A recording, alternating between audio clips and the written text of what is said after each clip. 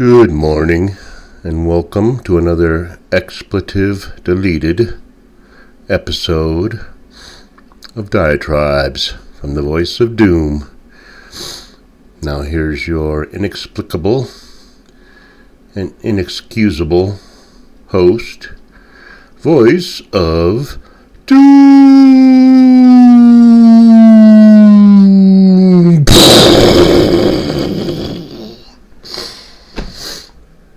Hello. I am doing diatribes right and left now because I just like to do them. It doesn't take long. It's approximately 4:01 a.m.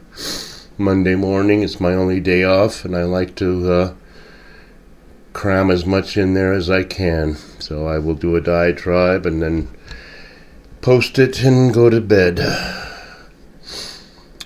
Now, I want to try to explain in the simplest possible terms what's going on with these documents, all the documents, in a way that, the way I understand it from a Buddhistic standpoint, from a standpoint of someone who may understand the workings of life and the universe and time and space more than most people. Well, it's because that's the way my life has gone. I was fortunate enough to have a trajectory in my life that led me to the truth, and I will expound on it. I will wait for the conflagration, and a bunch of people will be gone, and then I will have less people to have to explain it to. But let's just start with the nuts and bolts of what's going on right now. Now, I've been listening to the touts and the wags and the talking heads, and I'm just going to put everything they say together in a way that's comprehensible to your average common clay. So here we go. Now, Orangey is a maverick. He decided to run for president. He is a narcissist. He cannot probably take advice from people because he probably thinks he knows everything. And that's fine. He served a term of 4 years as president of the United States back when we were a country. And he will go down in history as the last president of the United States. But inexplicably, about 50% of the electorate hated his guts. And they really didn't know why, and they would just listen to people on the mainstream saying why they should hate his guts, because they hated his guts. Now, why did they hate his guts? I'll tell you why. Because everyone lives forever. And we're all reborn lifetime after lifetime with the same people. It may be on another planet, maybe in another galaxy, it may be in another sector of the universe. Time and space means nothing when you're dead. So you can end up anywhere, but as I understand it, from my studies of Nichiren Daishonin's Buddhism, we are all reborn over and over with the same people. Now, Orangey at one time, possibly trillions or billions of eons ago, was a despot, was an evil despot. He was something like Schicklgruber, even on a higher scale perhaps. And he spent eons trying to eradicate his karma, his bad karma. And over the eons he has done so. And he was reborn on this planet as a very rich person who, after watching the decline and fall of American democracy, decided to run for president. And all the people that he killed, all the people that he oppressed and had put in concentration camps on another planet billions of years ago, came back to the planet with him, and that's why they hate him so. Because if you ask anybody, why do you hate Orangey? Well, he said something bad at a pageant. He is in bed with the Russians. He's a thief. He's a liar. Give me a specific. You listen to too much Fox. Okay, so you ask for specifics, they just can't come up with anything because they don't know anything. I mean, you see it everywhere. They have outlandish accusations and they don't know why. They have no evidence. Now, okay, August 8th, 2021.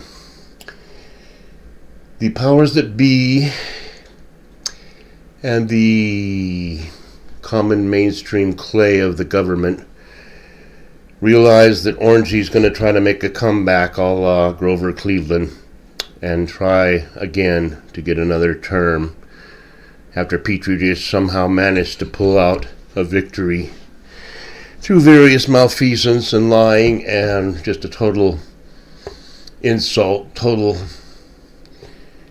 bastardization of what we call our electoral system. Everybody knows it. They don't want him to make a comeback. Why? Well, these Davos people like Q-Tip, Schwab, and people of that nature don't want Orangey back because he is not part of the group. He's not part of the gang that does what he's told for the New World Order. He does what he wants, and he's effective, and he was effective.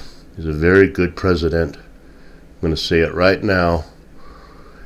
Now, there's many people who say, such as red-haired Karens who are succubi on The View, well, Orangey's a thief and he's dishonest. Now, you can be corrupt as a politician.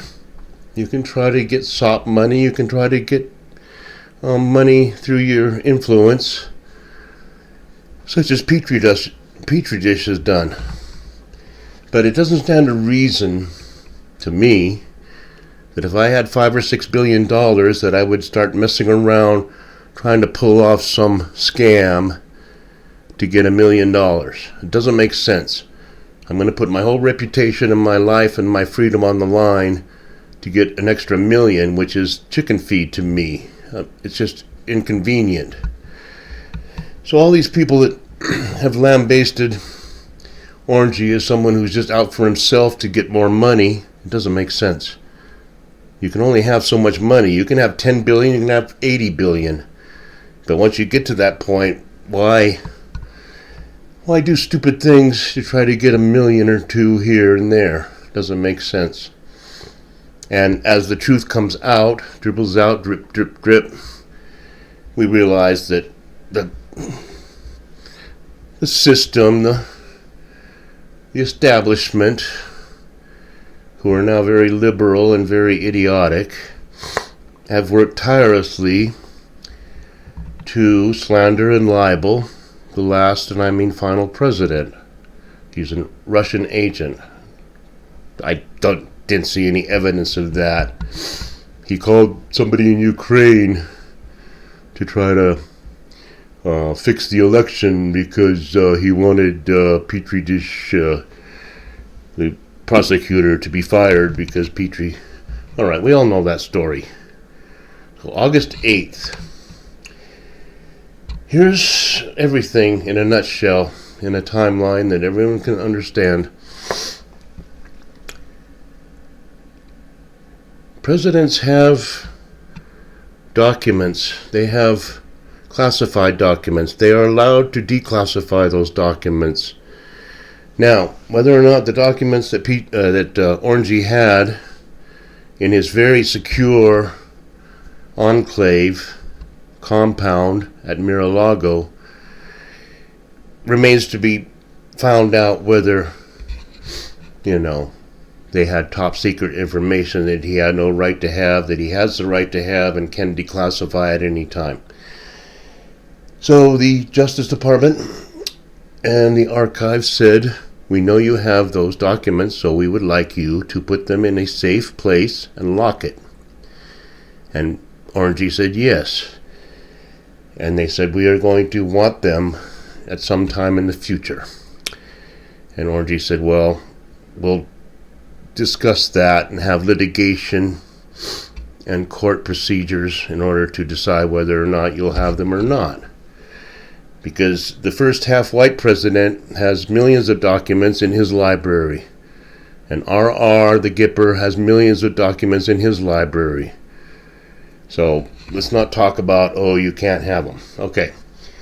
So they made an agreement, and then on August 8th, instead of calling him up and saying, we would like those documents now, they decided to make it into some sort of a Hannibal Lecter movie where millions of cops are surrounding the place and they're drawing their guns and acting like this guy, this Orangey, is a serial killer. Okay. So they take the documents. This was 5.5 months ago. Now, it stands to reason to me, as a person who knows nothing, that they are out to get him. They do not want him to run again. And so they want to discredit him. They want to show all the world that he is a criminal. They've had the documents for 5.5 months. And it stands to reason that if they had anything that they could pin on him, it doesn't take that long to read. And you can get your staff members to read them, and then they can say, hey, wait a minute, here's a document that says, oh, I just sent the nuclear codes to Xi Jinping. So that might be something we can get him for. But they have not. So it stands to reason that there's nothing in those documents that they got from Mar-a-Lago that can implicate Orangey. It's obvious. They've had plenty of time. So now we have a parallel situation, only Petri Dish isn't quite as careful as Orangey. And instead of locking them up as the Archives and Justice Department told him to do, he just had classified documents here and there and everywhere, in boxes in his garage. Now come on. He had them in boxes in the Penn Biden think tank that was financed by the Chinese. It's already common knowledge. Don't say this is slander. And now, today, they found more documents in the Chinatown district of D.C., which were just sitting around being culled and analyzed by various Chinese operatives, communist Chinese operatives. And so things are getting tight on Petri. They haven't even looked to see what's in the documents. It's already bad enough that he had them, because it's against the law for him to even have them. So, this is going to be a big mess. But let's just think about the first raid. They never raided Petri. They let his lawyers go and get the documents that he didn't know were there. So none of it makes sense, of course. And all these idiots who have a bone to pick with Orangey because of something that happened 10 billion years ago are still after him. And they will defend Petri Dish with their dying breath, which will be soon. So, that's it. I'm going to go on with this. This went by really fast. What is going to happen? What is in those documents? What was in the Mar-a-Lago documents? Don't you think that these idiots, Grandma Garland and Fay Ray, or whatever the hell his name is, from the Fibbers, don't you think if there was something damning in those Mar-a-Lago papers, don't you think it would be out by now? Don't you think they'd be telling people? So let's assume that there's nothing there. Now let's assume that if they start reading into Petri Dish's documents, there might be plenty there. And I'm sure they will be shredded and burned again, and then reburned. Because you cannot expose the truth like that to the common clay, because we will have a cow. So that's just a little bit of a intro into my reasoning, which every person on the mainstream media and Jordan Peterson and Victor Davis Hanson should already know. Do I have to tell them? I'm nobody.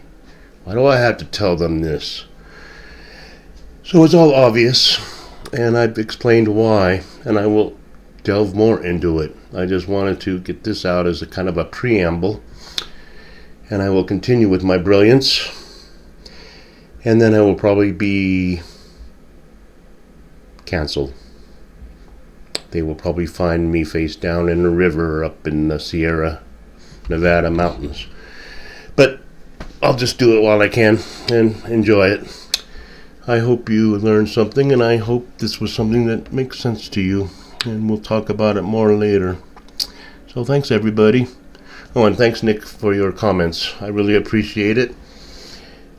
I know I'd be good, but they wouldn't want me on any of these Fox talk shows because I would start out by really lambasting the people on the panel and telling them why everything is wrong. So we'll see how that goes, but thanks. And things are getting longer now because I got more to say. So I'm sorry it was so long, but it went by pretty fast. So enjoy the day, and goodbye.